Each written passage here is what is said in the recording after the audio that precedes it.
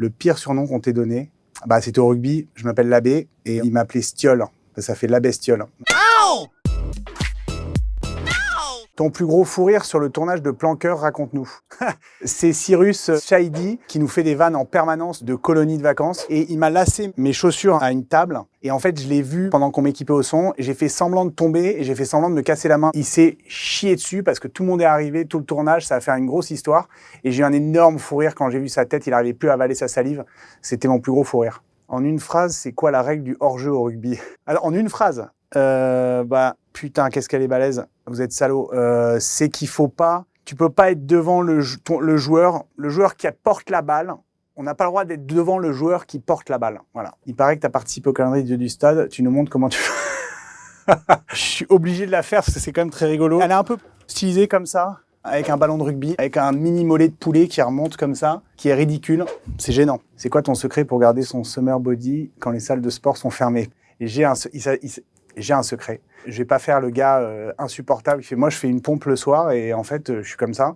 J'ai acheté un Oculus et j'ai un jeu de boxe et je boxe en fait, je fais du shadow comme ça et vraiment c'est la honte totale. Je vérifie que tout est fermé à clé parce que je suis à 1000% et quand je gagne un combat, je fais réellement ça. Je regarde mon adversaire dans les yeux, c'est ridicule. L'actrice avec qui tu rêverais de tourner. Je rêvais de tourner avec Karine Viard et j'ai tourné avec elle et franchement, je suis généralement pas trop tendu quand je tourne et elle la première scène, elle l'a vue. J'ai eu honte parce qu'elle m'a fait et ça voulait dire juste calme-toi, détends-toi.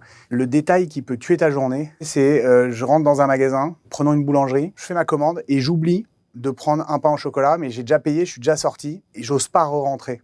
Je me dis, c'est déjà venu, t'as déjà dit bonjour, la personne va se souvenir et tout, et moi je peux vraiment penser à ça en rentrant en me disant putain mec, t'aurais dû revenir, on s'en fout franchement. Voilà, ça peut tuer ma journée. Bruno Sanchez était récemment... Sanchez, hein, c'est un S. Parce qu'il s'est rendu compte que dans mon téléphone, j'ai mis un Z. Ce qui est a priori raciste, je crois, parce que comme il est portugais, il faudrait que je sache l'écrire. Donc c'est bien de l'avoir bien orthographié. Sanchez était récemment dans la boîte à questions. Il a une question pour toi. Est-ce que tu continues, Guillaume, à porter le kimono? Avec Bruno, justement, on fait du jiu-jitsu brésilien au sol. Avec lui, c'est en même temps doux, fort. Il y a quelque chose d'érotique et de physique qui ne me déplaît pas. Tu nous montres à quoi ça ressemble le jiu-jitsu. Ah putain.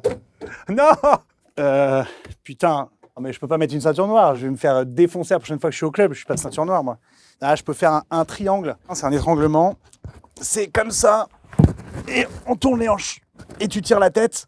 Et normalement, le mec, a priori, s'il tape pas, étranglement sanguin, quand il se réveille, il peut se faire pipi dessus. C'était comment de donner la réplique à sa petite sœur. Il y a une petite pudeur à la base, et après, elle est tellement forte que j'étais dans la situation à 1000%, et c'était un gros kiff. Ça serait quoi le rôle de tes rêves? J'aimerais faire un combattant UFC. Du coup, je ferai l'UFC comme un porc, je me préparerai. Faire un combattant, j'aimerais bien. Ils disent quoi, les gens, quand ils te reconnaissent dans la rue? Il y a pas mal de meufs qui me traitent de salaud, de pervers narcissique ou de connard. Je pense que c'est lié à mon rôle de Maxime dans Plan Cœur. Max? Ah. Excuse-moi, je prenais un peu le soleil, là. Plan Cœur saison 3, ça sort quand? Je crois que c'est en fin d'année, mais je suis pas dans les petits papiers. Je sais pas ce qu'ils foutent. Les mecs sont assez secrets parce que c'est un peu de la physique nucléaire ce qu'ils font. C'est hyper important, donc ils peuvent pas trop communiquer en avance. Hein. Merci.